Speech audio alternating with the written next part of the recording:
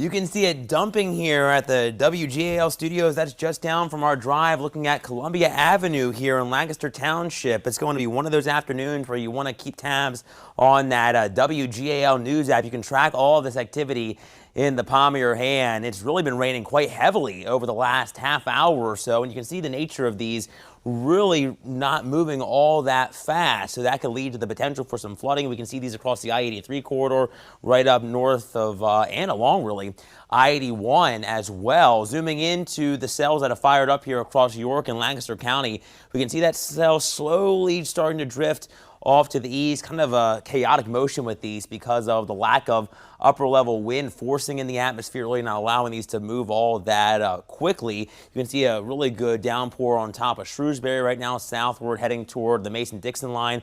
Another little cell, I was mentioning Gettysburg earlier on. We were talking about Gettysburg Bike Week. So if you are heading out, it looks a little bit wet just to the east of Gettysburg and to the west of New Oxford too, along US 30 and US 15. So make sure you're traveling carefully, grabbing the umbrella if you're heading out. That's why it's an impact day for the heavy rain and the potential for maybe a couple stronger storms as well. Temperatures are topping out in the middle 80s near 90. Some spots may even crack above that 90-degree mark.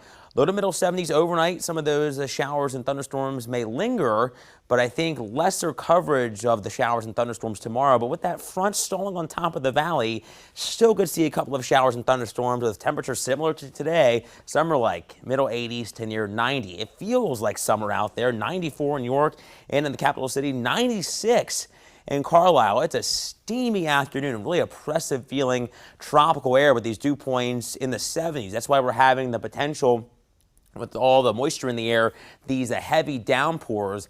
It just feels soupy as you're heading outside. And with that moisture in the air comes the potential for some stronger storms. We have that low end threat. It's a marginal risk on top of the valley, but it does mean that we could see some gusty wind and also the potential for maybe a little hail, small hail, in the strongest of cores.